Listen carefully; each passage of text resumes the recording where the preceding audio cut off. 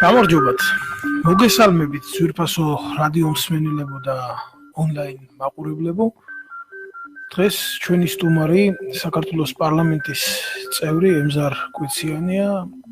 ის არის ომის ვეტერანი, აფხაზეთის ომის ვეტერანი, დამსახურებული ადამიანი, რომელმაც ძალიან ბევრი გადაიტანა მართალი სიტყვისთვის, ის ციხეში იჯდა უსამართლოდ და არა მარტო ის, არამედ მისი ოჯახის წევრებიც, გამომდინარე სოციალური პრობლემატიკა და უსამართლო ტალახის როლა მან კარგად იცის, რას ნიშნავს და სრულადაც არ ყოფილა შემთხვევითი, როდესაც ის ადგა და მოინახულა 19 წლის საქართველოს მოქალაქე ციხეში, რომელსაც საზარელი მკვლელობა ბრალდება. მე ვიტყოდი, რომ ბრალდება და ეს არის ჩემი სუბიექტური აზრი და მომიტევეთ თუ ეს სუბიექტური აზრია, მაგრამ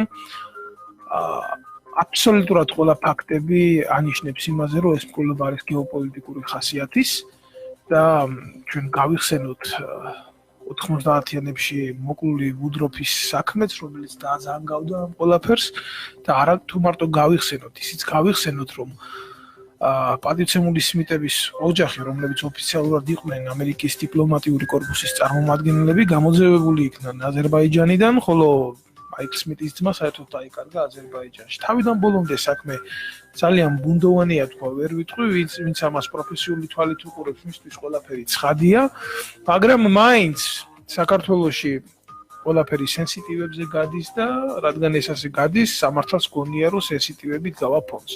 ბრჭყალებში სამართალს, რომელსაც ბევრი უსამართლო ადამიანი იქნის დღეს.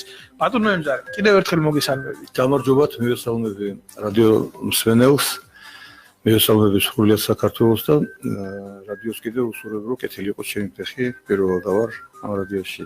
107 და 9 რა. კი, ჩვენი ეთერი ყოველთვის ღია სიმართლისთვის. პირველად გავიგე ახლა თქვენ რო თქვით, რომ ძმა დაკარგული დაიკარგაო ძმა, ისი. ასე ვრცელდება ღია წყაროებით ეს ინფორმაცია და გამოძევებული იქნენ ისინი აზერბაიჯანიდან, როდესაც იქიდან გამოაძევეს ამერიკის ელჩი. მოკლედ დავიწყოთ იქიდან, რომ ქალბატონი ლომჯარია იმყოფებოდა პარლამენტში, როდესაც ახალი საცხაერთი 6 თვის მომხდარი იყო, მგონი თუ 3 თვის არ მახსოვს ზუსტად. დავკითხე თუ დაინტერესდა თვითონ სახალხო დამცველი ამ ფაქტით და საქართველოს მოქალაქე, რომელიც ახალგაზრდა ბავშვი შეიძლება ითქვას 19 წლის, აი ამ საზარელი მკვლელობის ეჭვმიტანილი იყო, თუ დაინტერესდა და თუ მივიდა და თუ გაესაუბრა. რადგან ჭორები დადიოდა უკვე ხალხში, მოსახლეობაში, რომ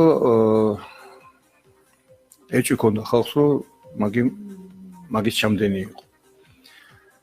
ქალბატონმა ლომჯარიამ მითხრა, რომ მისი თანამშრომლები იყვნენ მისული ციხეზე, მაგრამ იმან თვითონ კობაურმა არ ისურვა სახალხო დამცველის წარმომადგენელთან შეხვედრა. მე დავწერე განცხადება, ცოტა გამიწელეს რა თქმა უნდა, რატომღაც გაიწელა ვადებში მაგისი ნახვა, მაგრამ მაინც მივაღწია იმას, რომ პარლამენტის თავმჯდომარესაგან და ჩავედი და მოვინახულე. სანამ მოვინახულებდი, მე კითხვა დაუსვი ცეხის თანამშრომლებს და ვკითხე, რომ თუ იყო ლომჯარიას თანამშრომლები მოსული და რატო უთხრა ვარი კობაურმა მაგათ შეხვედრაზე.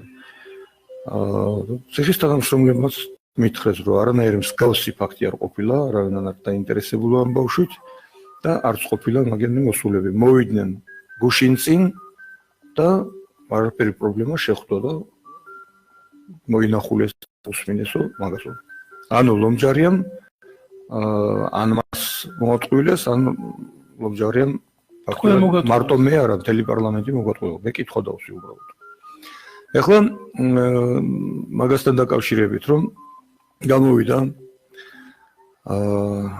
ჯერ პირველი შეხედვით შეგიძლია თქვა, რომ შეუძლებელია ნახევრად კაცმა შეიძლება ითქვას, პატარა ბიჭმა ასეთი რამე ასეთი საზარელი რამე ჩაიდინოს. უბრალოდ ვერ შეიძლება ეს ერთი. გამოვკითხე ყველაფერი რა იყო, როგორ იყო, რა მოხდა და სიტყვა სიტყვით მოგიყვებით, რაც მოვისმინე მასთან. ის რომ შეხვდა გაცილება თხოვეს, წამოვიდნენ, გზაში მერე საცხა რაღაცა ღელე იყო, 7 კაცი ქვემოდან ამოვიდნენ, შეხვდნენო და აი ამათმა აგვიყვანესო და ამ 7-დან ერთ-ერთმა ჩაიდინა ეს მკვლელობაო. ამ 7-დან ერთ-ერთი იყო, მე გამოვკითხე როგორი იყო ჩაცმულობა, რამე ხო არ გახსოვს ისეთი რა შეიძლება ნიშნები რამე. რაც მითხრა ეს იყო რა, ჩაცმულობა როცა ვკითხე, შავი შარვალი ესვაო, მახსოვსო და ბევრი ჯიბეები ჰქონდაო. მერე კისერზე ჰქონდაო ტატულირება მორიელის. უშუალოდ მკვლელს, რომელმაც უკვე ერთი იყო მკვლელი, სხვა დანარჩენები ეთყობა აზღვევდნენ, არ ვიცი რას აკეთებდნენ, მაგრამ ერთი იყო მკვლელი. ჯერ გაჩხრიკეს. რაღაცას ეძებნენო. მერეო ერთ-ერთმა დაიძახაო ბოდიში მსვენელთან, მაგრამ უნდა ვთქვა ისე როგორც მაგან უთხრა, როგორც მან მოისმინა, ნახე ფულისად ქონია ამბოს შენახული. ანუ ქალს ჩანთაში საცხა ქონიაო და იყო ძალიან ბევრი ფულიო. ძალიან ბევრი რამდენიმე მეთქი და 3 აი ესე პირდაპირ სიტყვას 3 პაჭკა იყო დოლარებისო. ანუ რამდენი 30000 გამოდის მაშინ, ხო? ხა კობაურისთვის ეს ძალიან დიდი ფული იქნებოდა რა თქმა უნდა, მაგრამ და ყველასთვის და ისმის კითხვა რა უნდა და ხადასხევაში 30000. რა თქმა უნდა, ეხლა მეორე ვარიანტი კიდევ. მერე მეთქი როგორ იყო. აი ეს როცა რო დახოცეს ყველაო ასეო, მის მერეო მითხრესო რომ შენ უნდა იყო შენ თავზე მაგიო, თორემ შენ ოჯახსაცო იგივეს უზავდო და მეორე დავინახეო რომ ასე მოიქცენდა თან ბავშვი არ დაინდესო, მეც შემეშინდაო და რა თქმა უნდა მაგათმა როგორც დამარიგეს ყველაფერს მაგას ვაკეთებდიო. თოფი გაწმინდეო და მაწმენდიებენ თოფსო მანერწყვიებდნენო. თოფზე კიდევ ერთხელ ბოდიში მსვენელს და მაწმენდიებდნენ თოფსო და ისე როდესაც მკვლელობა გააკეთეს შემდეგ. მაშინ იქვე იმ პერიოდში. მერე კიდევ რაღაცები უკვე მკვლელობის იქით კიდევ რომ გააფრთხილეს, გაუშვეს რა თქმა უნდა, გააფრთხილეს და მე ვუთხარი რომ კი, მაგრამ სად დაგიჭირეს მეთქი. და იქით ხორში ვიყავიო და იქ დავიჭირესო. მე რო დაგიჭირეს მეთქი, რამდენი ხანში დაგიჭირეს? მე-3 დღე იყო. ამ 3 დღეში მეთქი არ მოგივიდა აზრად რომ განგეცხადებია ვიღაცისთვის მოგეყოლა, გეთქვა, გამაფრთხილესო რომ მომკლავდნენ. მერე კიდევ ერთხელ მთავარი რაც არის რომ ემზარებიძიაო პირდაპირაც ემომართა. რაღაცაო ასეთი რაღაც გავიგეო რომ თითქოს დაო ანალიზები მოვიდაო ამერიკიდან რომ კიდევ ერთხელ ბოდიში მსმენელთან რომ ჩემი სპერმა აღმოჩნდაო ანალიზებითო და ხო არსებობსო ექსპერტიზაო 20 წლის გავხდი უკეო და ქალთან არასოდეს არა ვარ ნამყოფიო და არ არსებობსო ექსპერტიზა რომ შემამოწმონო. მოკლედ ეს ყველაფერი რაც იყო მე რო გამოვედი რა თქმა უნდა ახლა ეს ჩემთან აგუნდელებსაც მოვუყევი ვისაც ხვდებოდი არავის არ ჯერა აბსოლუტურად რომ მაგი აი მე მაქვს ახლა პარლამენტში ადამიანის უფლებათა დაცვის კომიტეტის ხელმძღვანელს ველაპარაკე კილაძეს რომელიც რომ დარწმუნებული არის რომ ესაა მკვლელი ძალიან ბევრი ადამიანი და რა არის იცი რომ მე რო გამოცდილი არ მქონოდა ის რომ როგორი რაღაცები მომიწყვეს და ისე დადგეს სპექტაკლები რომ წარმოიდგინოთ რომ მთელი აჯანყება დამაბრალეს ადამიანს და მთელი ამბოხი და მთელი სასწაულები და მე ციხეში არავის არ უშვებდნენ ჩემთან და არ მქონდა საშუალება იმისი რომ ჩემი სიმართლე გამომეტანა ან რაღაცა მეყურებია ტელევიზიაზე ან გაზეთები წამეკითხა სადაც იწერებოდა სიმართლე ეს ყველაფერი რომ გამოვლილი ჰქონდა იმიტომაც ჰქონდა ესეთი უკმაყოფილება აი ამ ყველაფრის რომ დამეჯერებია ვერ ვიჯერებდი და დღეს მით უმეტეს ახლა მე ვერავინ ვერ დამაჯერებს მაგ საქმეში რომ ამ უბედური ოჯახის ამ საზარელი მკვლელობის ჩამდენი იყოს ჩვენი მოქალაქე აი ეს ბავშვი კობაური. აი თქვენ ომის მონაწილე ხართ და ძალიან კარგად იცით რომ რა ფსიქოლოგიურ ფაქტორთან არის დაკავშირებული ადამიანის განგმირვა, ანუ რომ მოკლა ადამიანს. კი ბატონო, რა თქმა უნდა.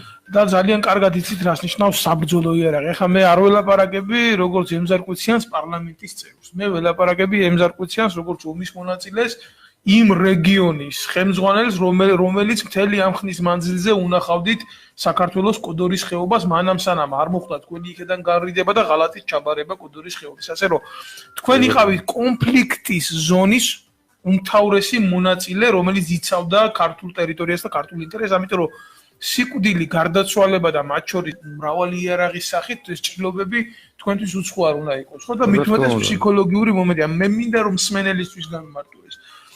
აი ბატონო ემზა, როგორ წარმოგიდგენიათ ახლა ახალგაზრდა ბავშვმა ბიჭმა, მოდი ესე ვთქვათ, რომელიც აი უციგნურია სრულიად, ხო? კი.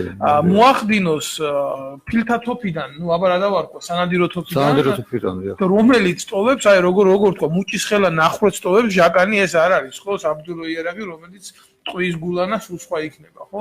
მოახდინოს ერთი ესეთი ვანდალური გასროლით მამაკაცის მოკლა, შემდეგ ბავშვის მცირეწლოვანი ეს ხო ფსიქოლოგიურად წარმოუდგენელია და შემდეგ გაუჩნდეს იმის სურვილი რომ ქალთან დაამყაროს სექსუალური ურთიერთობა ესეთი რაღაცა მე მივიჩნევ რომ უბრალოდ ფიზიოლოგიურად ვერ მოხერხდება ნორმალური ადამიანის ტანში და გუნებაში რა თქმა უნდა და ახლა როგორი მომენტია კიდევ მაგი აი ამ კვლევასთან დაკავშირებით კიდევ რაღაცა ეხან კი გამახსენდა და ისევ მომივარდა თავი და მაგან რო თქვა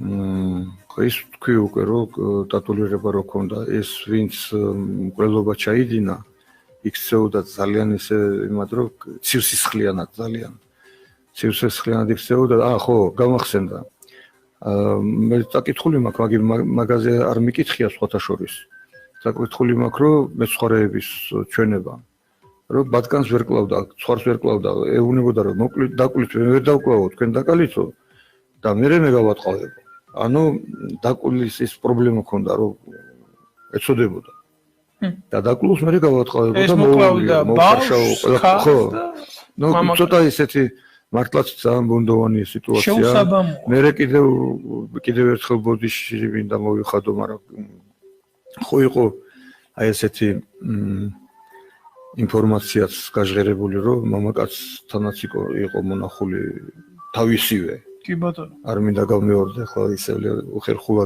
უხერხულია და მამაკაცის უკანატანში ნახეს მისივე სპერმა თავისივეო ანუ რაღაც შეცდომა მოხდა რა იმ ექსპერტიზის დროს რანაირად ნახეს ანუ აქ არის შესაძლებელი ის რომ შეიძლება უნდათ რომ ორივეს დაებრალებიათ რომ მამაკაცის გაუპატიურა ბავშვმა ან რაღაცა ხო და როდესაც ნახეს ქალში შესაძლებელი იყო ცოლ-ქმრის ყოფილიყო ეს ცოლ-ქმრის ყოფილიყო მაგრამ ორივე რო ისა რაღაც შეცდომა გაეპარა აშკარას ღაფრებს ყვებიან ეხლა მე მისი ადვოკატი მყავდა მოწვეული ვასო ძალიან კარგი ახალგაზრდა იურისტია ნუ უბრალოდ თქოდი რომ ჩამოყალიბებული იურისტია მაგრამ ახალგაზრდული ენთუზიაზმი აქვს და აი მაგან განმარტა ძალიან კარგად რომ იცით რა აი ესე თქვეს რომ აი ეს პარკუჭიო უბრალოდ ჩაგვეღვარაო მის ორგანოებშიო და ესო დანაშაულია თუნდაც ეს მომხდარიყო კარგად განმარტა თუნდაც ჩაურილიყო ეს არის სისულელი როგორ ხდება მან და მაინც ეს ძალიან მიკვირს აი რა მინდა კიდე კითხო თქვენ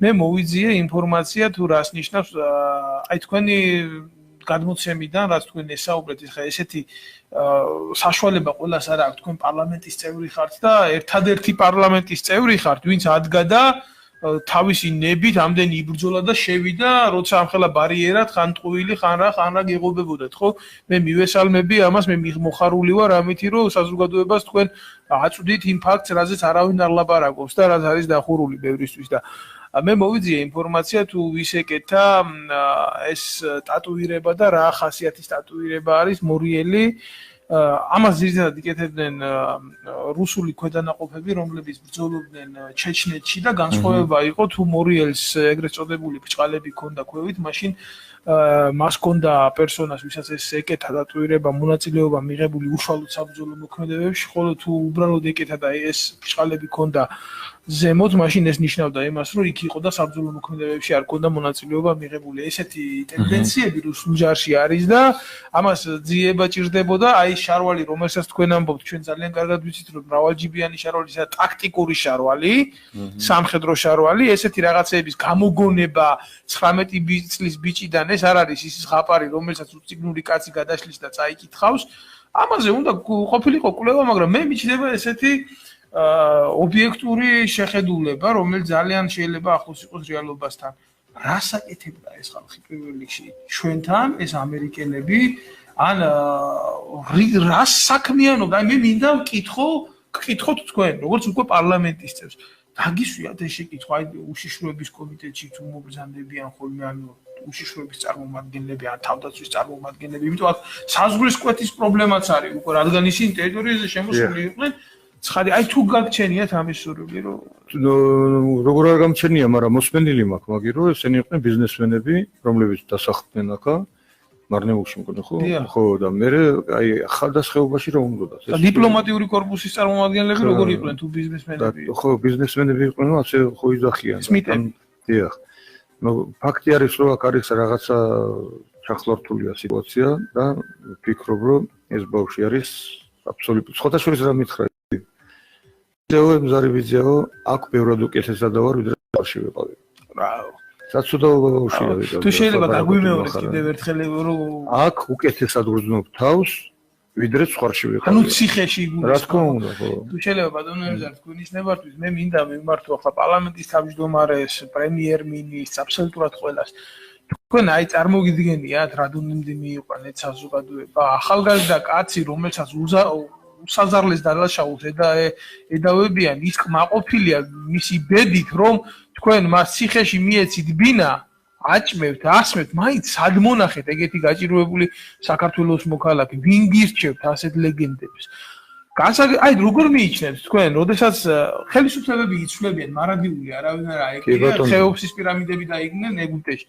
როგორ ფიქრობთ, როდესაც ეს ამის ჩამდენები მე მივიჩნევ, ვინც ეს ამბავი გააყალბა და ასე მოგვეწოდა, ის ჩამდენია და თანამშრომელი. რა თქმა უნდა, თანამონაწილე კი არ არის ეს ამბავი, როდესაც შეიცვლება ხელისუფლება. არ ვიცი, ვერაფერს ვერ გეტყვი, ხელისუფლებები იცვლებიან, მაგრამ უშიშროება იგივე რჩება და იგივე ცენტრიდან იმართება, აი ეს მთელი ჩვენი უბედურება ჩვენი ქვეყნის და კიდევ მინდა ხაზი გაუსვა, კიდევ რადგანაც დრო გვაქვს პაპიძის სიტუაციას, მდგომარეობას. მაგდა ხო პაპიძე? დიახ. მე ლაპარაკა მისით და იმითი სოციალური ქსელით ძალიან ცუდ დღეში იყო, რომელიც რომ ათენებდა და აღამებდა სასაფლაოზე, მისი დისშვილი საფლაოზე და სიძის. ეს თავისი ქმარი და შვილი რომ მოკლა, აი ამაზე მაქვს. დიახ, ეს ცნობილი ფაქტია, რომელიც რომ აი თქვენ წარმოიდგინეთ, რომ ქმარი არის სპეცნაზელი, რომელიც მოვიდა და ჩვენ ერთ დღეს ეუბნება თავის სულს, რომ მეო ისეთი რამე გამაკეთებიეს, რომ მომკლავენო. ისეთი ინფორმაციის მატარებელი ვარო. გადის რამოდენიმე პერიოდი ამის მერე და ამას დასე უყვება მაგი. დამიცის ამის შესახებ. გადის ამის მერე რაღაცა პერიოდი და თითქოს დაშვილი გაგუდა და ქმარი მოკლა. ნუ ახლა ესეც აქაც ძალიან ბევრი კითხვებია, რა თქმა უნდა. მე მგონი ეს ქალბატონი პაპიძე მე მგონი შეიშალა კიდევაც თუ როგორ არის დღეს მდგომარეობა არ ვიცი. ძალიან მინდა რომ მოვინახულო მაგის ცოტა შორის თუ ცოცხალია არ ვიცი. ეხლა ცოცხალი არის თუ არა, ნამდვილად ძალიან საინტერესოა თუ გამოგვიტანთ იმ ინფორმაციას, რა მოყვა მისმა მეუღლემ და ეთქვით ღია და ფართო. ხო და ეხლა კიდევ ერთი ასეთი თემა. სიანითან დაკავშირებით. ო, ეს ეკლესიის ბატალიონი. რა თქმა უნდა დამაინტერესა ამანაც, მე ახლა თავისუფლად შემიძლია რომ ნებისმიერ დროს ავდგე და ვინახულო ჩვენი პატრიარქი და ვიფიქრე რომ შევალ ნახავ რასაც მომიყვება სიტყვით მე გამოვალ და მოუყვები პატრიარქს. დაუწერე განცხადება, იქაც გაჭირდა ჩემი ნებართვის მისცემა, სხვათა შორის მე და გიორგი ლომია ვიყავით ფრაქციის თავმჯდომარე, ორი დეპუტატი და რომ მივიღეთ ნებართვა, მივედით ციხეზე, მატროსულზე. რომ მივედით, შევედით შეგვიყვანეს შიგნით, სადაც უნდა დატო ტელეფონი ყველაფერი და გამოვიდა ციხის უფროსი და გვეუბნება, რომ ძალიან დიდი ბოდიშითო, მაგრამ არ უნდა არავის ნახვაო და მოგცა მისი განცხადება. მაგრამ განცხადებაში წავიკითხე, რომ 6 ადვოკატი არისო. მაგრამ 3 ადვოკატის გარდა მას არავის ნახვა არ უნდოდა. და ეს გამოიყენეს, რომ ჩვენ არ შევეშვით მაგასთან სანახავად. არ შევხედროდით მაგას. ანუ რატომ დაგვიკეთეს კარები, რატომ ვის არაწყობდა, რომ ჩვენ გვენახა მამა გიორგი. ვის არაწყობდა, რომ მამა გიორგის მიერ მოყოლილი მთელი ეს ისტორია მე პატრიარქთან მიმეტანა. აი აქ არის ჩაიდინა თავის. რა თქმა უნდა, ვინც ეს ყველაფერი ეს რო ხელი ჩეკერილი ამბავია. შეკერილი არის და ეს რო ფაქტი არის, რომ ეს არის გაკეთებული იმისთვის, რომ შიგნით საპატრიარქოში გაყოფილიყო ორად. საპატრიარქო აი წმინდა სინოდი გაეყოთ ორად, ყოფილიყო კონფლიქტი. აი იმისთვის იყო ჩემი აზრით, რა თქმა უნდა და ბურუსით მოცული ყოფილიყო. ამის მერე მე ამაზეც ვეკითხები ქალბატონ ლომჯარიას და ამას უყურებს თუმცა ციხეში მამალაძე, გიორგი მამალაძე. და მომწერა წერილი და შეგიძლია გვითხრათ რა ეწერა? ეხლა ვეგეთქვით, რომ ბატონო ემზარ მე მსგავსი არაფერი დამიწერიაო, მე არასოდესო, ჩემთვის არავის არ უთქვია, რომ თქვენ გინდოდათ ჩემთან შეხვედრა, მე მზად ვარ ნებისმიერ დროს და გთხოვთ შემოდით და ვნახეთ. და ვინ იყო ციხის უფროსი უკაცრავად? არ მახსოვს სახელი და გვარი არ აი მახსოვს. უკაცრავად შეიძლება ერთ განცხადებას გავაკეთებ. იუსტიციის მინისტრს მოუწოდებ, როზე შეისწავლოს გენერალური ინსპექციით ეს ფაქტი. თქვენ ფაქტიურად არა რიგით მოქალაქეებს, თქვენ პარლამენტის წევრებს აღუკვეთეთ ის პრივილეგირებული უფლება, რომელიც გარანტირებული აქვს ხალხიდან. თეატროლოგიანს მოუწოდებ ამას და არავინ არ შეგარჩენთ თქვენ ასე მასხრად აგდებას იმისას, რასაც საზოგადოება ნათლად უყურებს. უნდა გწხვენოდეთ თქვენ.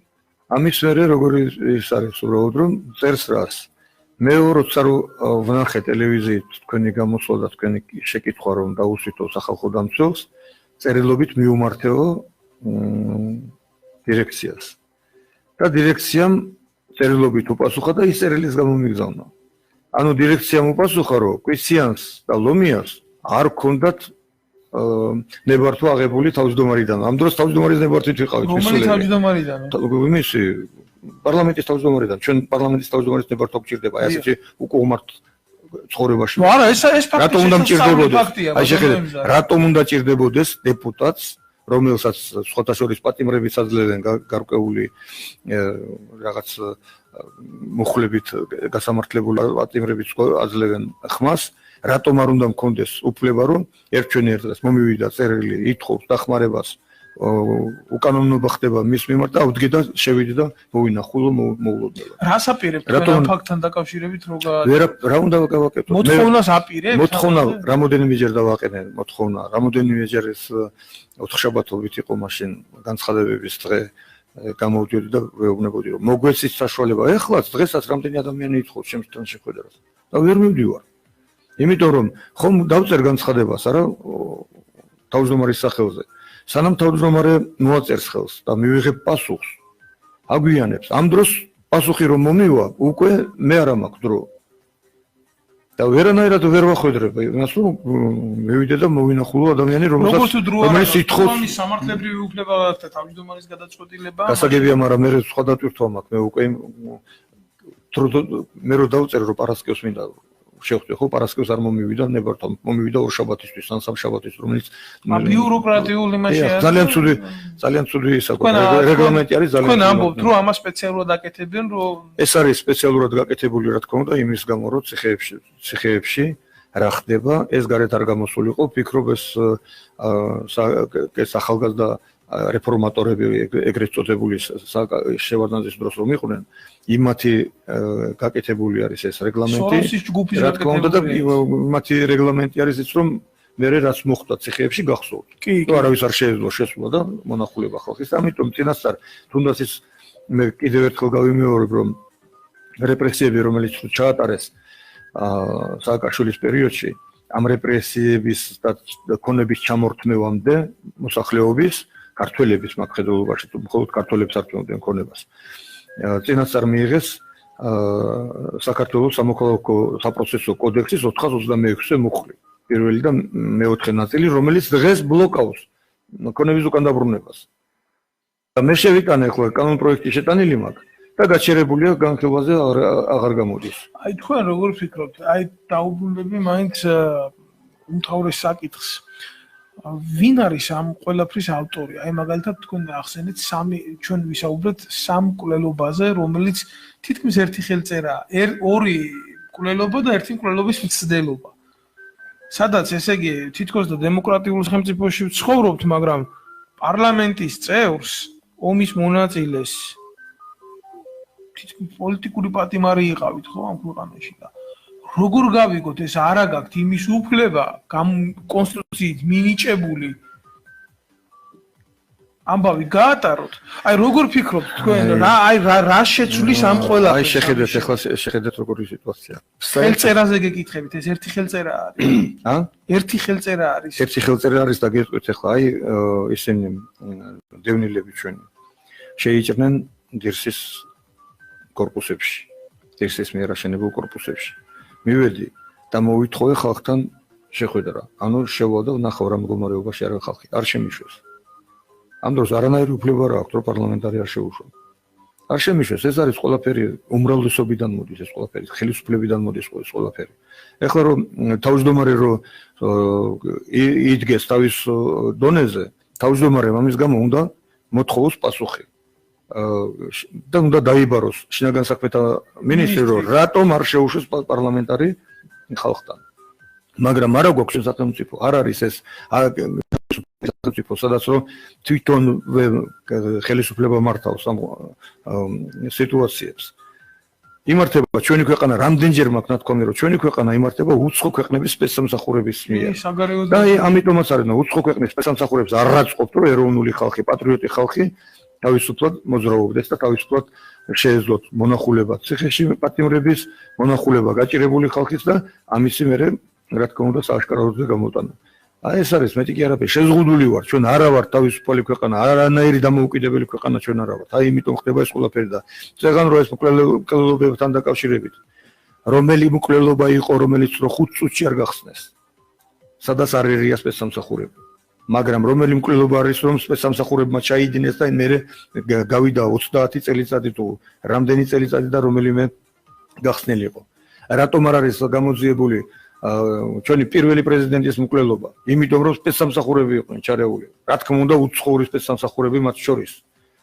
რატომ არ არის გამოძიებული ხარზიანის მკვლელობა? იმიტომ რომ სპეცსამსახურები ურევია მაგ საქმეში და იმიტომ არ გამოიძეს და ვითომ ვიღაცა ჩეჩენი და ის ჩეჩენის ვისი ჩამოყვანილი იყო. რატო გაუშვეს ქვეყნიდან? აბა ყოფილიყო შემთხვევითი 5 წუთში იქნებოდა დაჭერილი. მაგრამ ეს ყველაფერი იწილება, ყველაფერი ხო ნათელია ყველაფერი, რომ ჩვენს ქვეყანაში სპეცსამსახურები საქართველოსზე და ქართველებზე არ მუშაობენ.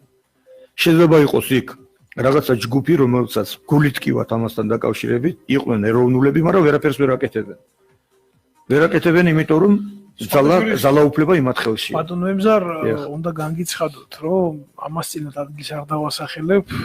ორი ახალგაზრდა მომიახლოვდა და უკნიდან ყურში მითხრეს, რომ ჩვენო სახელმწიფო უშიშროების თანამშრომლები ვართ და აი გიყურებთ რასაც საუბრობთ და 100%-ით გეთანხმებით და გამშორდნენ.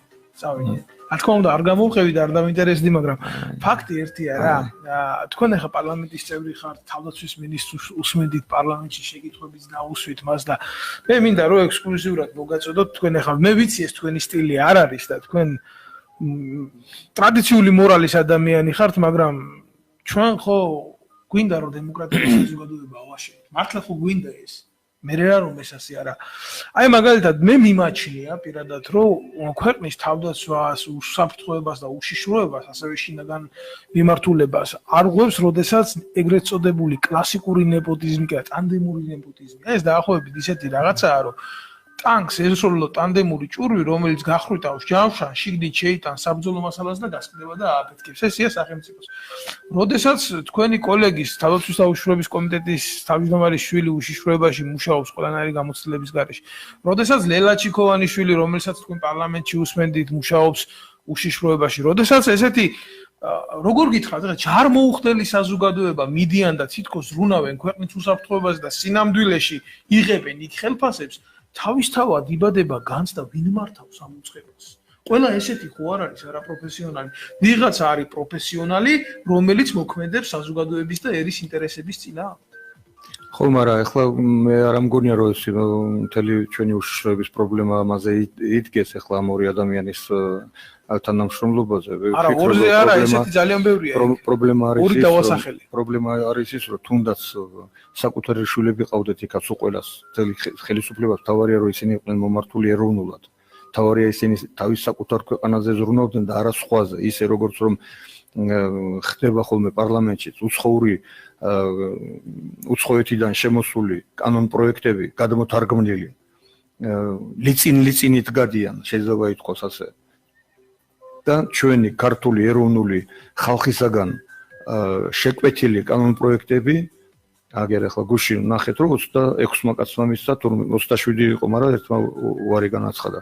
26 კაცმა მისცა ხმა ერის მიერ შეკვეთილი კანონ პროექტს.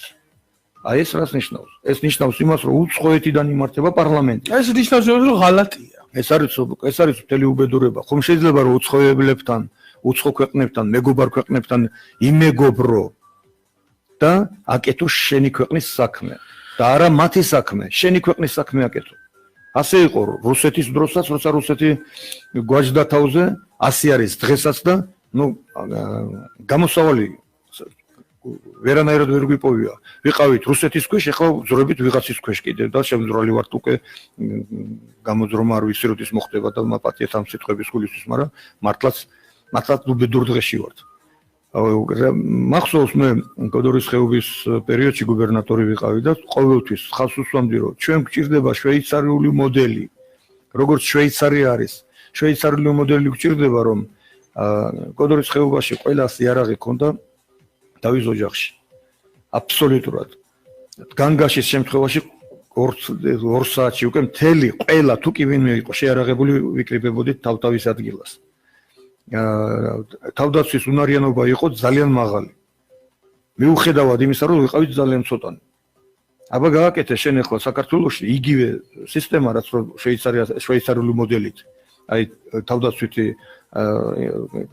სტრუქტურები იმათსავით ჩამოაყალიბე, იმათსავით ეს წვრთნები გააკეთე და იმათსავით ყველა ოჯახს მიეცი იარაღი და კონდეს სეიფში შენახული და ოჯახში კონდეს ყველაფერი და როდესაც განგაშს გამოაცხადებს, ყველამ თავისი მოვალეობა იცის, თავის დავალება იცის და თავისი საქმის კეთება. არ გჭირდება შენ არანაირი ტექნიკა, არანაირი ფრინავები, არაფერი. იმიტომ რომ ისეთი მეზობლები გყავს, რომ ფართომასშტაბიანი ბრძოლას ყოველთვის წააგებ. ერთადერთი რაც მე მქონდა ადრე ლაპარაკი რომ ყველა თვითმფრინავი სამხედრო უნდა გაყიდო. გარდა იმისა, რომელიც გჭირდება გასაცილებლად, გამოსაცილებლად, რაც ჯართებში უდგათ, ყველაფერი უნდა გაყიდო, იყიდო სნაიპერული თოფები. მთელი მოსახლეობაში სნაიპერები უნდა ასწავლო, სნაიპერებს უნდა ასწავლო და დაიწყო მოლაპარაკება რუსეთთან. თუ არ წავიდა მოლაპარაკებაზე და არ გიბრუნებს შენს ტერიტორიებს, არც სალაპარაკოდ მიდიხარ, მაშინ უნდა იბრძოლო. დაიბრძოლო ისე როგორც ავღანეთში ბრძოლობდნენ უკანასკნელ სისხლისწვეთამდე. ისე ბრძოლობდნენ რომ წავიდო და ერთი კაცი, ერთი სნაიპერი და 2 და 3 ბატალიონს შოკში აგდებდა. ხო, მაგრამ აი ესეთი რაღაცები უნდა ხდებოდეს. მაშინ უკვე მოიბრძოლო ღირსეული სიკვდილისთვისაც მზადუნდა იყო და ამათმა ღირსება არისია. არ გიტოვებენ გამოსავალს რომ ღირსეულად ჩვენმა ერმა იცის ღირსება. ერს უნდა გაძღოლა. უნდა გაუძღვეს ერს ვიღაცა იმისთვის რომ ეს ღირსება დავიბრუნოთ.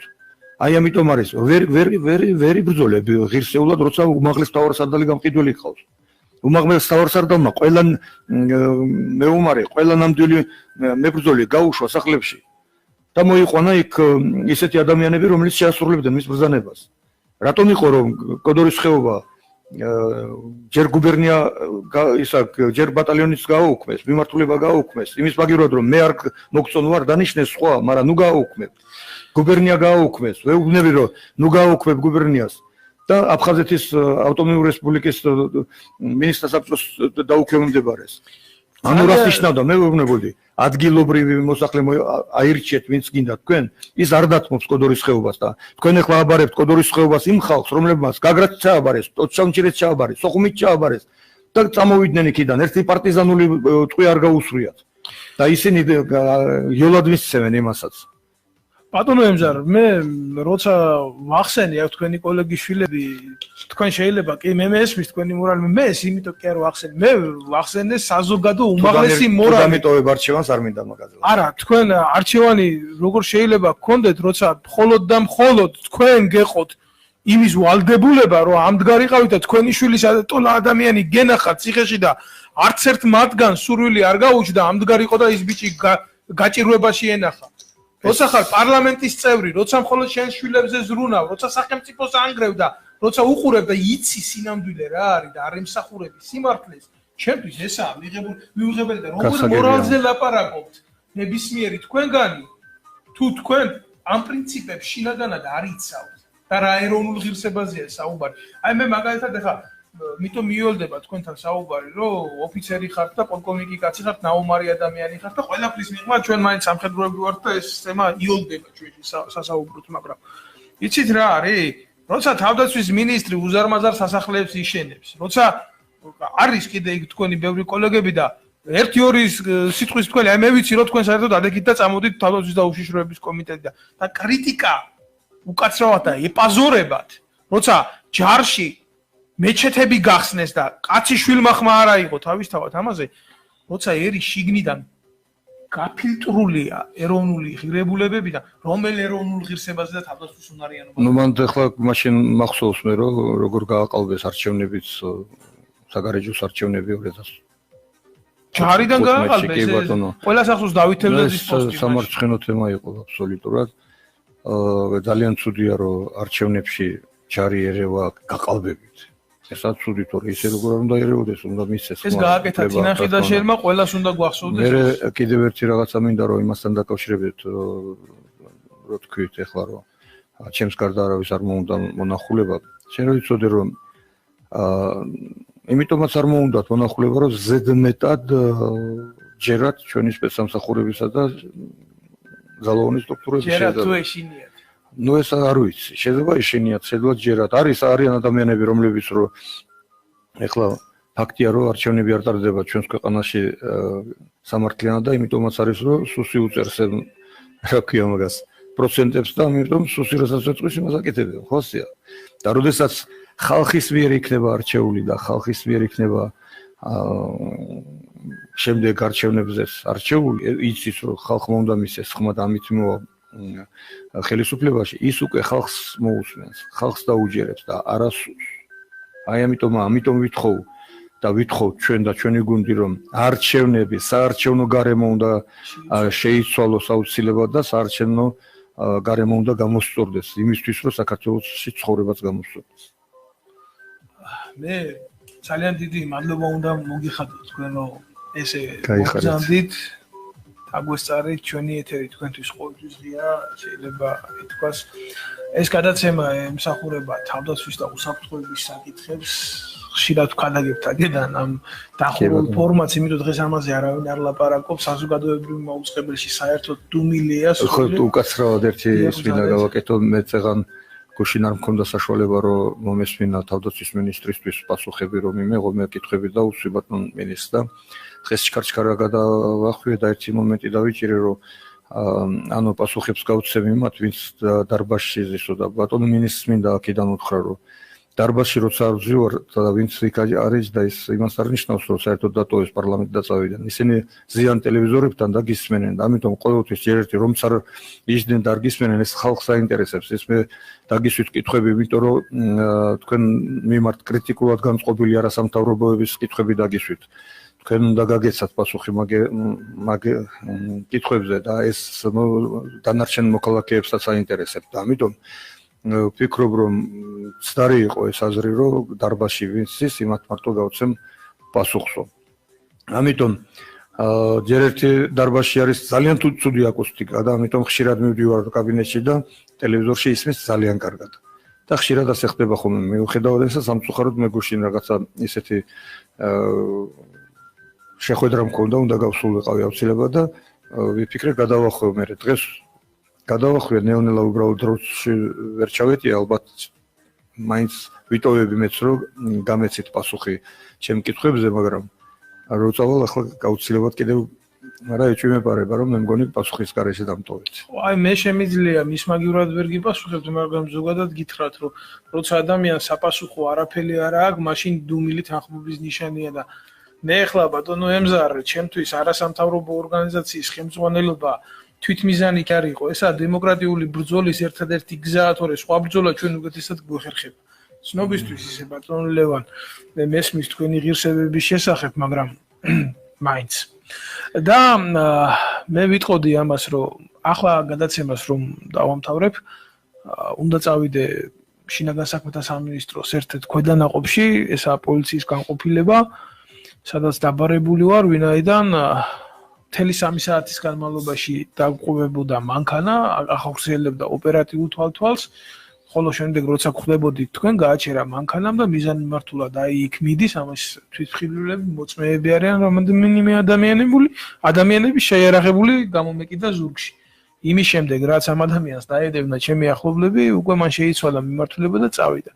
არაფერი არ მიკვირს, ვერაფრით ვერ გამაკვირვებთ, ყველაზე მეტად შიშის ფორმატი გვაქვს, საერთოდ ვერ გრძნობთ.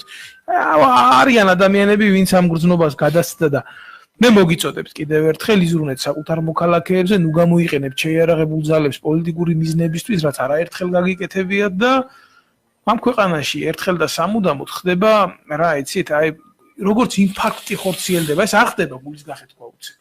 ეს ხდება პატარ-პატარა ტკივილებით და საზოგადოება უკვე მივიდა იქამდე, რომ ამ პატარა-პატარა ტკივილებით ავსებულია აი აქამდე და კისრამდე გულისხმობ ამას და განვითარდება დიდი ინფარქტი და დადგება ქართველიერი ფეხზე, ხოლო როცა დადგება ქართველიერი ფეხზე, მე ვის ინტერესი როგორ წავა, ამას უკვე გადაწყვეტს თვითონ ხალხი.